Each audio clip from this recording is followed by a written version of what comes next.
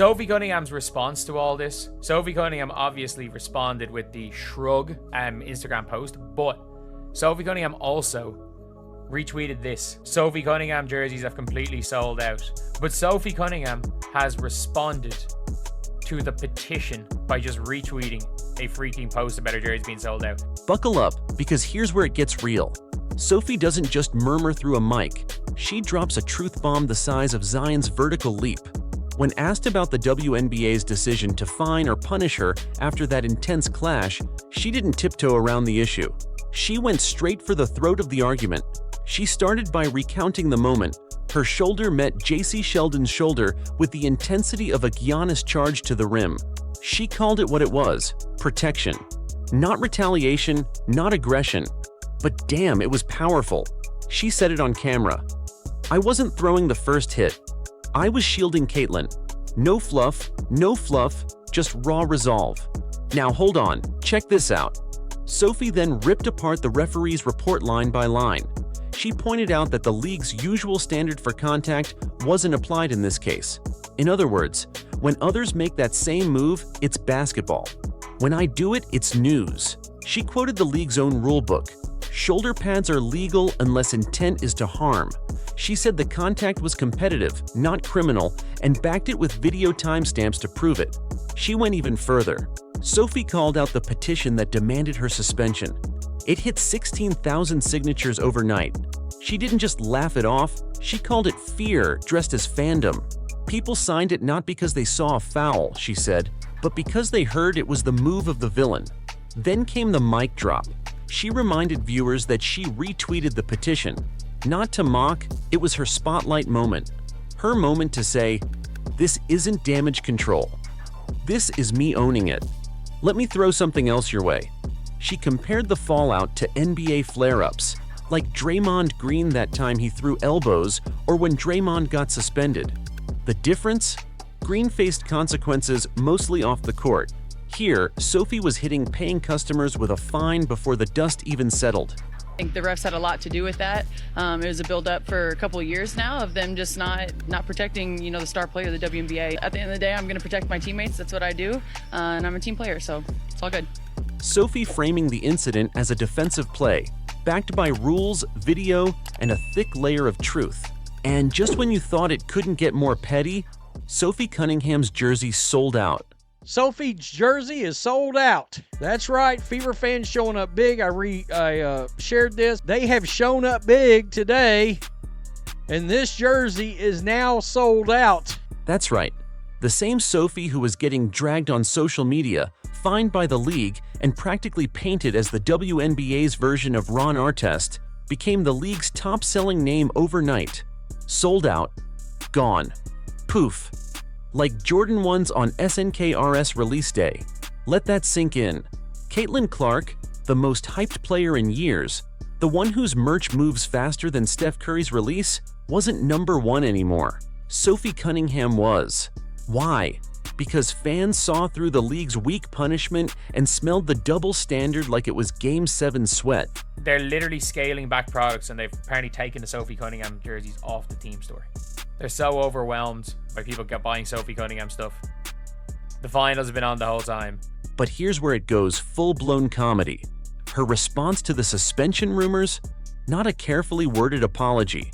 Not a Notes app post. Not even a PR team-issued statement. She quote-tweeted the petition to ban her with a highlight reel of her sold-out jersey. That's not damage control. That's page 1 of the playbook trolling. Just going out there and trolling the old fans. Trolling the fans that realistically have been anti-her entire career. Sophie Cunningham is completely fine with being hated. Like, them trying to get her kicked out of the league isn't even near the worst thing they've done to her this season. You couldn't script that level of petty if you tried. Then came the shrug emoji on Instagram. Sophie Cunningham posted this on her Instagram. Simple, silent, savage.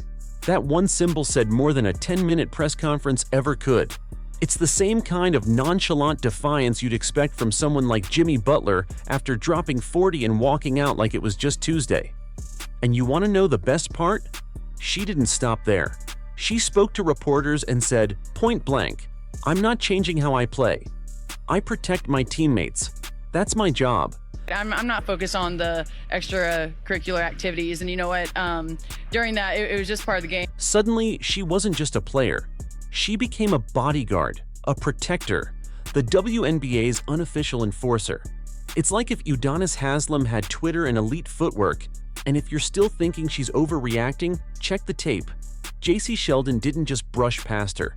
She lowered her shoulder like she was trying to sack a quarterback. Sophie took that hit and responded with perfect balance. Not violence, not drama, just presence. Then came the now infamous shoulder check. Clean, firm, and full of message.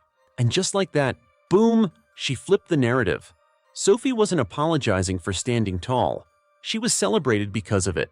Even fans who never watched a WNBA game before were suddenly Googling Sophie jersey restock. Now here's where the hypocrisy hits like a Ben Simmons jumper. Off target and confusing. The WNBA didn't just let the game play out, they watched everything.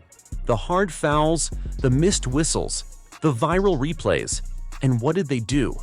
Waited until after the game to retroactively upgrade fouls. Yep, after Sophie got poked in the eye by Marina Mabrey, after she got bulldozed by Sheldon like she was defending Giannis in the paint, then the league decided to review it. That's like waiting until the house is on fire before checking if the batteries in your smoke detector work. This physical style of basketball continue and continue and continue and continue and continue and continue. Sophie Cunningham had enough. But here's the real foul. Consistency doesn't exist anymore.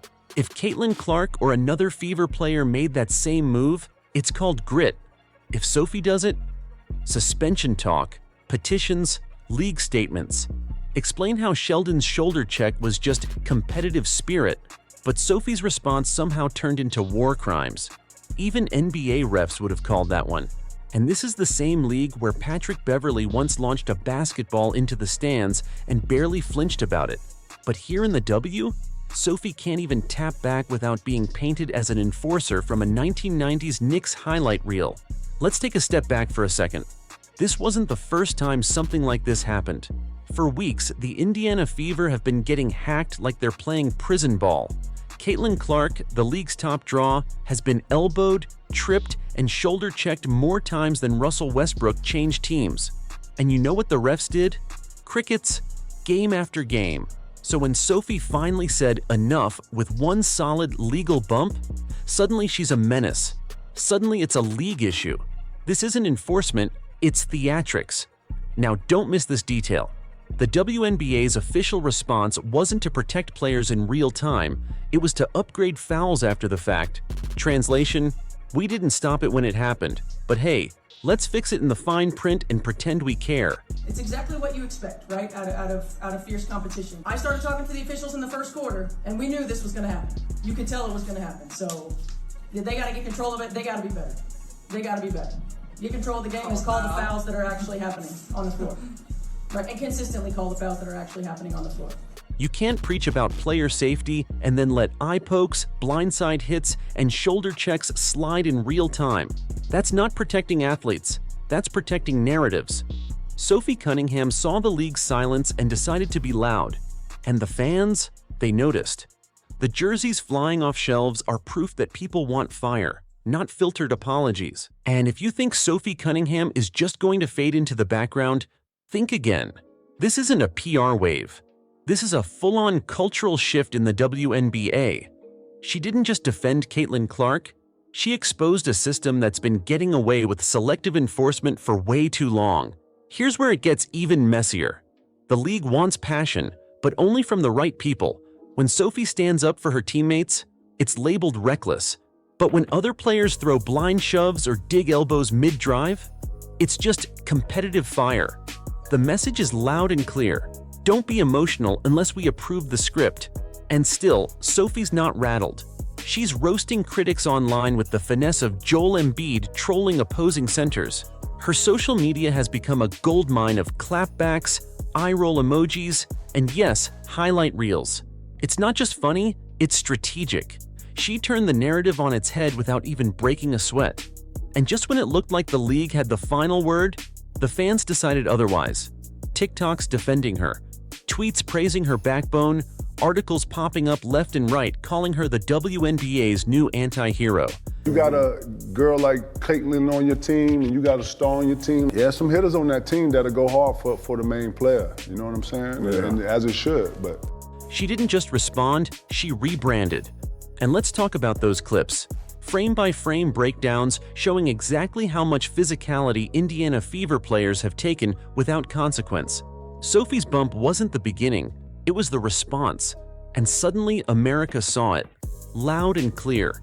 She's not just a bodyguard for Caitlin, she's the enforcer for every woman getting shoved, checked, or ignored on the court, while the refs squint at their rulebooks like they're trying to solve a Rubik's Cube in the dark.